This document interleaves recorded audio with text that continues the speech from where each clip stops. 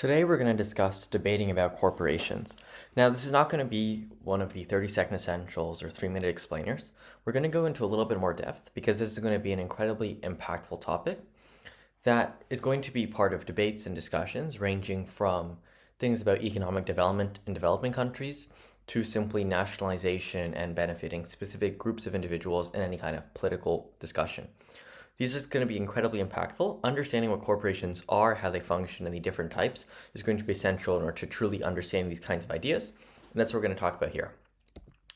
First, I'm going to talk about some vocabulary, and this is going to be mostly discussed in a US context, but I'll flag where differences may exist and why it could be important for you to understand. The first important term is the idea of private corporations. So these tend to be pre-IPO, or they might never IPO. IPO referring to initial public offering, where the average person will first purchase the shares of this company.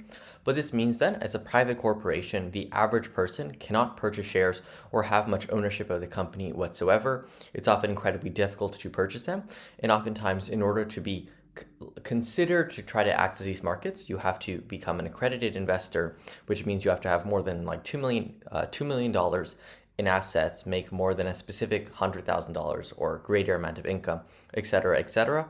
You don't get the accreditation officially, but it is something that is kind of required because most of the time private corporations are not subject to the same SEC regulations and other forms of disclosures that the public companies are, meaning that it's oftentimes much more difficult for individuals who don't have much knowledge about these kinds of companies to make appropriate decisions, and thus there's more regulation and preventative measures before you can access private corporations. The second is public companies. So public companies are listed on stock markets, meaning the average person can purchase any kinds of shares. Oftentimes there's considerable regulation that these companies face, such as disclosure of financial statements, and some have a fiduciary obligation to shareholders. Most of them do, actually, all of them. In which circumstance they are required to care about shareholders, people who own the actual stocks, and maximize shareholder value in most circumstances. Two other important things to understand are state-owned enterprises, where states have direct control over the business. So the state is a nationalized company, and they are able to dictate production and other aspects. And the final category is SMEs, which is small, medium enterprises. Oftentimes, these are family-owned or local businesses. These are not going to be public companies. These would technically fit under a private corporation in most circumstances, but oftentimes they are discussed separately because they are much smaller, and oftentimes this acronym is used in many circumstances. The first thing we're going to talk about then is what do corporations and companies care about? So there's often different answers depending on which kinds of circumstances you're going to be talking about and which countries. So the most common is maximizing shareholder value due to the fiduciary obligation, or like the financial obligation that exists to care for shareholders. What this looks like is increasing stock prices, paying dividends, and any of these other kinds of financial actions that may exist. Secondarily, some companies are obligated to care for stakeholders, which means anyone affected by the actions of the company, including workers and consumers. This is specifically done in Canada. So before a merger, for example, companies have to document any kind of discussion they had for all stakeholders. This doesn't always mean that we have to maximize priority workers. We have to give them very, very high wages per se, but it means that there has to be consideration, which is not true in the US, and again is different depending on which country you're discussing. Oftentimes, companies care about things like brand reputation, meaning they have incentives to act in ways that benefit the environment, to support specific political issues, etc., etc. There's more than just profit incentives that exist for companies. That is something that's very, very important to note. And the final part is that companies are often nuanced. They are not specifically evil. Characterizing companies in one particular way is often harmful to your persuasiveness. So if you're trying to characterize corporations or companies as likely to do bad things for consumers, you can talk about fiduciary obligations that exist for shareholders, meaning that they want to maximize profit in most circumstances, which means that if they have market power, like a monopoly or oligopoly does, they want to increase prices because they're able to do so, and restrict the amount of output in order to maximize their own profits. And that might be an example of a direct harm.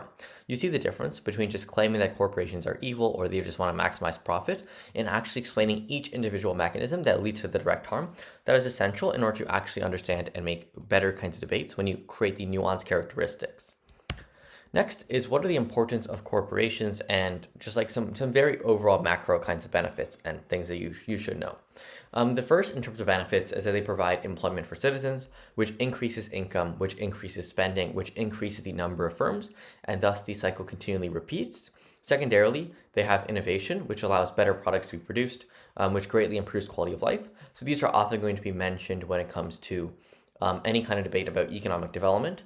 More corporations or more firms existing, be it foreign direct investment or any kind of investment that exists, leads to more employment, leads to more income, which leads to more spending, which leads to more firms. That's the fundamental kind of cycle of money and investment going into a specific country.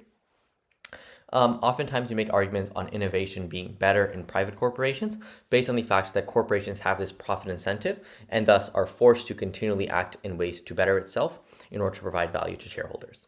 Harms often include, first, increasing political power. So after the Citizens United case that allowed companies to effectively lobby politicians through the creation of PACs, oftentimes gives them more control than voters. So we know about the oil lobby and other kinds of farming lobbies that may exist within, for example, the U.S. political system. So these are often common criticisms made against corporations. Second of all, oftentimes companies may weaponize market control to extort employees or consumers, and this often leads to direct and very, very large harms, as we previously explained in the example and the way that you can kind of prove these kinds of ideas. Next, under some examples on motions, and then after that, we're going to go into a bit of what are some big trends in the markets and corporations that you should probably know about and are going to be important in some debates. The first is this House supports nationalizing the gambling industry. So a couple of key questions you might want to ask in the process of figuring out this motion is first, how are firms likely to act in bad ways? Second, why are firms better than the government? Obviously, they each support a different kind of side in this debate. When it comes to any kind of nationalization-based motion, there's two kinds of ways you can look at it. The first is if it's a good industry or one that we care about and we want to increase access to, you might talk about innovation. So firms are better at innovation, but governments are more bureaucratic and harmful. Alternatively, you could say that governments tend to be larger, meaning that they have more ability to fund it. They're more likely to expand access to the goods by decreasing prices and not having the same perverse incentives of corporations. In this circumstance, it's a little bit different because gambling industry isn't something that is intrinsically good or something that we want to propagate or share to individuals. And thus, in this circumstance, we should more likely prioritize what is going to make the industry better and safer for individuals. So this could look like is explaining that governments are likely not going to prey on individuals who have gambling addictions. Firms are likely going to do this. And then if you're trying to support the opposition, you can say that supporting gambling industries encourages competition in ways that are probably beneficial for giving the average person access to better kinds of things. We shouldn't be paternalistic and restrict people for no reason. Instead, it's just another industry that should be competitive and beneficial for its consumers. The second motion, this House would abolish all intellectual property rights in the pharmaceutical industry. Two kinds of questions you can figure out at the very base on the very baseline is how do pharma companies act without guaranteed profits? Or second, how do companies act poorly with market power? So in this debate, we're going to be discussing how are pharmaceutical companies likely to change their strategies, how are they likely to invest, how are they likely to sell to consumers, with or without intellectual property rights. So the proposition in this motion is going to explain that a lot of pharmaceutical drugs are locked up for a long period of time. The average is about 20 years for FDA-approved patents. This is very, very harmful because it means that pharma companies have an effective monopoly, granting them a large degree of market power and market control, meaning that they can extort consumers for huge sums of money, and this is something intrinsically bad. The opposition will explain that intellectual property rights are actually necessary for pharmaceutical companies to justify funding processes because, for example, to bring a drug into development, it costs over $1 billion on average, and even more so for more complex and difficult to produce drugs. Thus, it's going to decrease a significant amount of investment.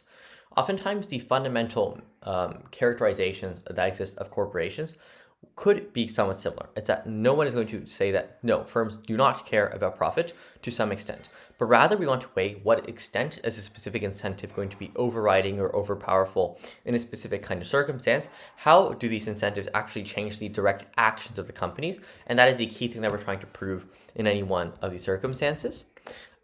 Finally, there's no specific slide for this, but some general trends that you probably ought to think about and understand when it comes to corporations as a whole. The first is related to public and private markets. Oftentimes, there's been a considerable rise in the amount of companies and funds, etc., that are willing to invest specifically in private companies, and the basically raising of capital or any kind of money for expansion or other things of any kind of corporation from these kinds of private funds as opposed to public markets as a whole, like NASDAQ, NYSE, et cetera, et cetera.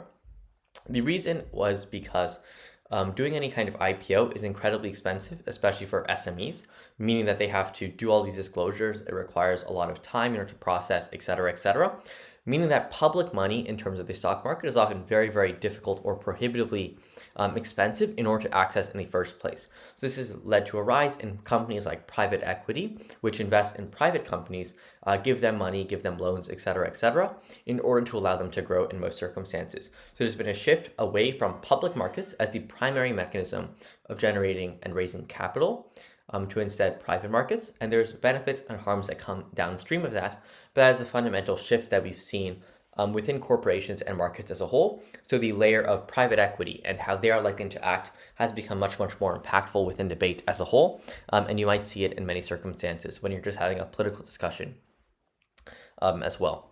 The second key thing that we've seen in recent years is in terms of the companies that are growing, and just like economic stagnation as a whole.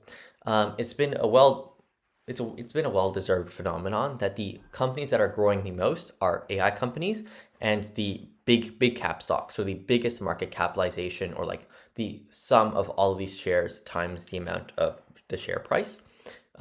These stocks are now the most valuable, and these are the ones that generate the vast majority of growth. So for example, the Magnificent Seven, Nvidia, Amazon, Google, Meta, and a couple of others. These are the firms that are responsible for around 20 to 30% of the actual market cap that exists in the S&P 500 and are responsible for the vast majority of growth that exists. Taking out of these companies and AI companies out of the equation will lead to the S&P basically returning just about the inflation rate within the US, for example. So we've seen a considerable concentration of growth and productivity and innovation in these kinds of most powerful and most of the biggest companies, as opposed to smaller ones. Whether or not this is going to be something that is explicitly harmful is still very, very unclear, but it is something that's very important to note for any kind of future debate and discussion. So those were just two key highlights that I wanted to add on to the end of this. That was debating about corporations, and I'll see you guys next time.